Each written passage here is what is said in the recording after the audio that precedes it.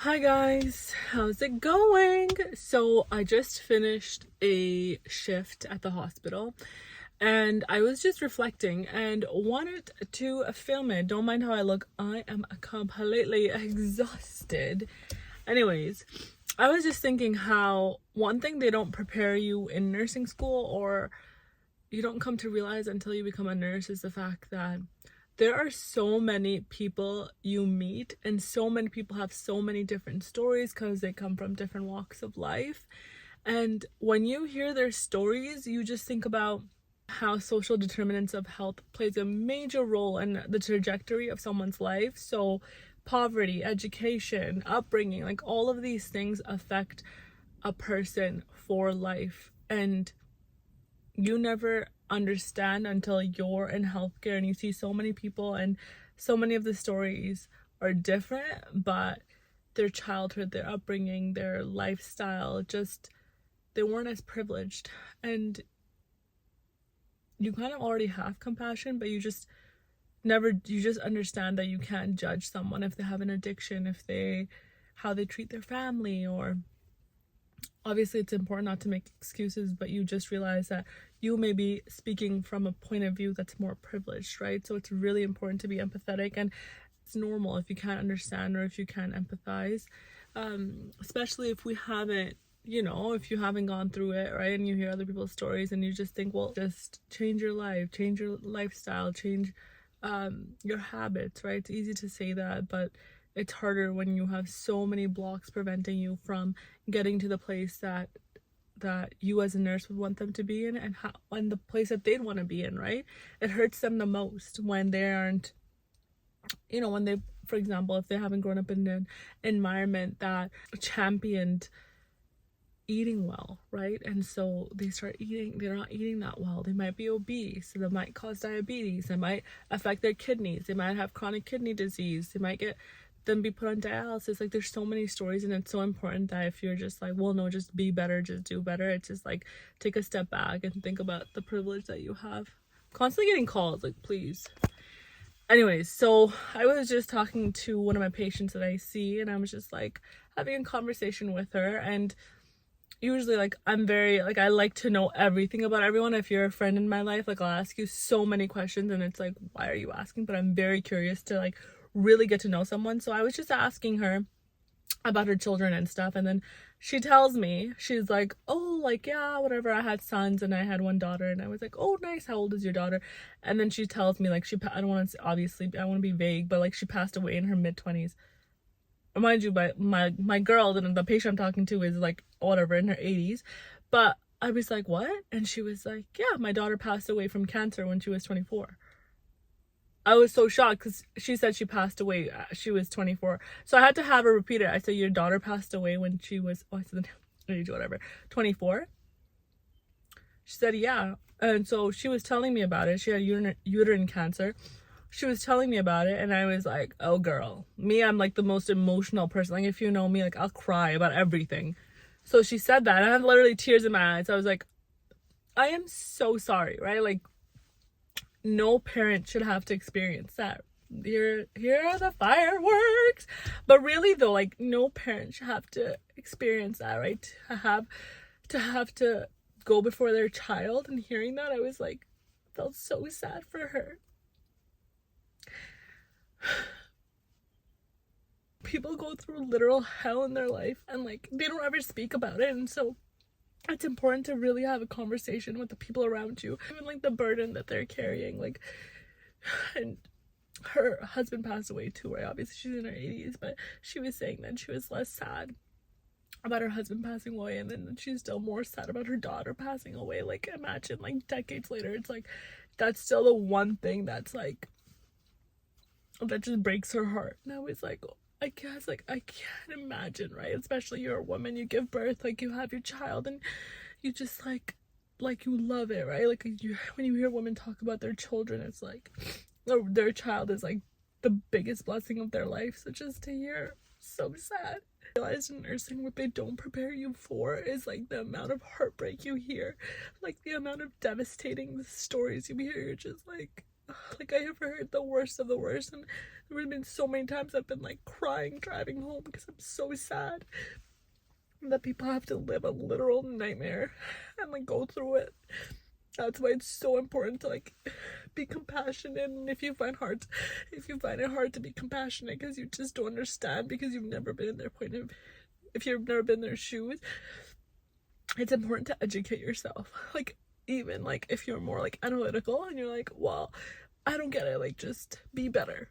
Like, look it up, look at how social determinants of health affects a person. I don't know, like, I was just devastated to hear that from her. It's like, I mean, she's like fine. I was telling her, I was like, oh, I can't speak about this any further because I'll start crying. But I was just so sad to hear, like it's like not a straight, like it's not a baby, it's not an infant. Maybe that obviously that's devastating too. But it's like you've grown your child. She's 4 years old, and it's like, and she passes away. Her husband passes away from cancer. It makes me so sad. I don't know, like, it's like the one thing, like, I'm always like so sad when I hear patient stories. I'm like, I'm sorry you have to experience that. Like, even like just the ability to walk, to eat, like it's something that we do on a daily basis. Like, it's just something that we do. But for patients that have had a stroke, or are in the ICU for a an extended period of time, or have neuropathy from the diabetes. Like, there's so many things, and it's just like they can't do daily activities of living, and so they really suffer. And so, yeah, you just are a lot more grateful, and you do a lot more. Like, I remember when I first had this like lovely patient like 4 years ago, and he had a stroke, and it was overnight, and so they discovered it in the morning. And by then it had been far too late, but he was very healthy. He was 62 around there, but he was very healthy. He was very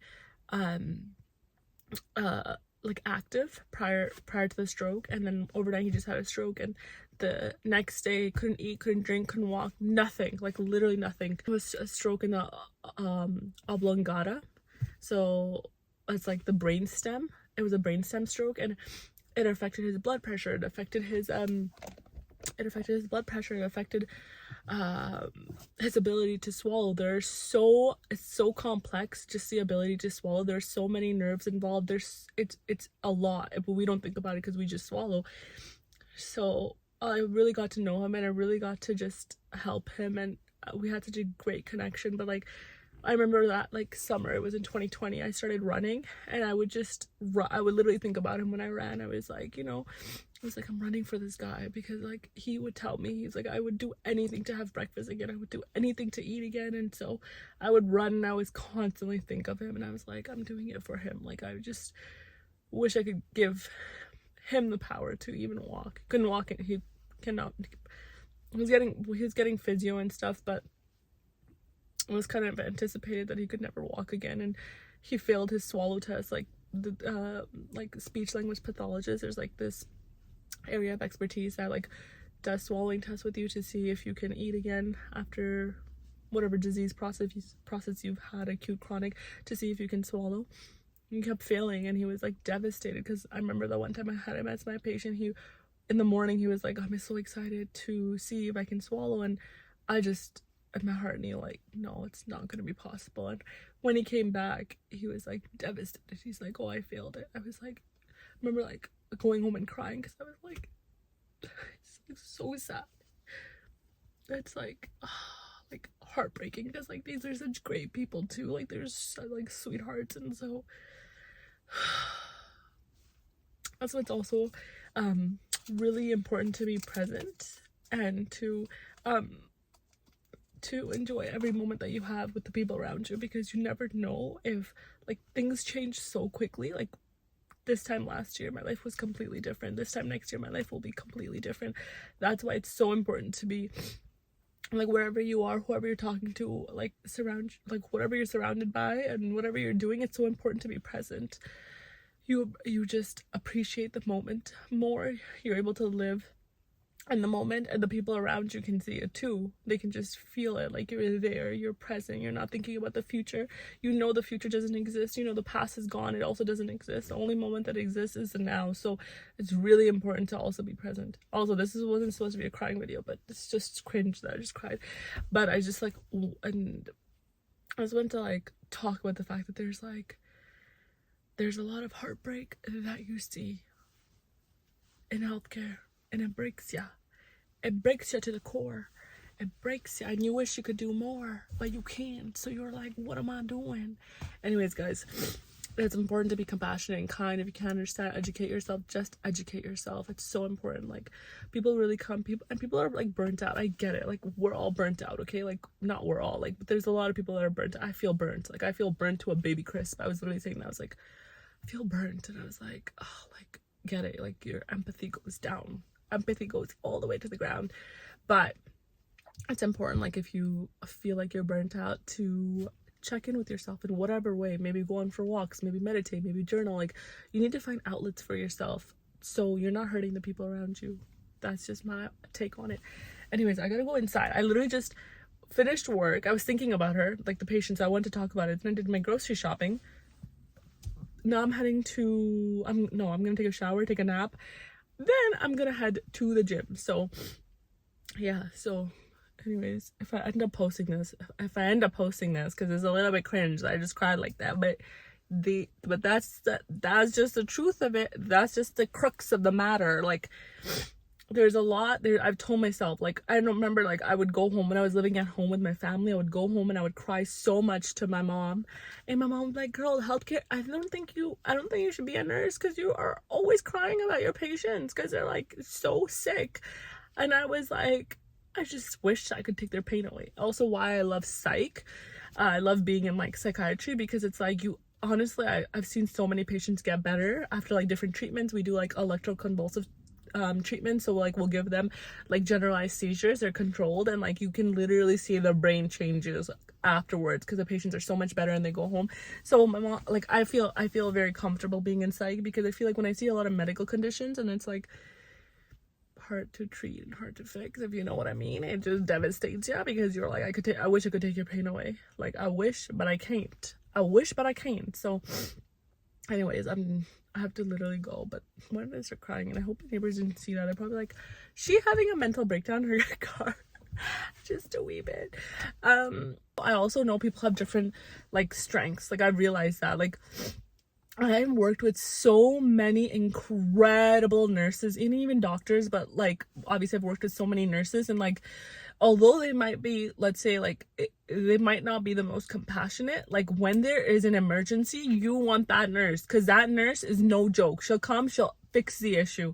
Although she's not too she's not too pleased with the patients, but if there's something acute going on, you call that nurse. So I've realized, because I used to get so upset when like nurses wouldn't be the nicest to patients or to the other nurses, and like not nice, but like indifferent. I used to get so upset, like, why are you being so unkind? But then I realized, like, this is a nurse I would reach out to if like my life was falling apart and my patient was falling apart and they made me fall apart. I would need the nurse, like a nurse that's like a senior nurse.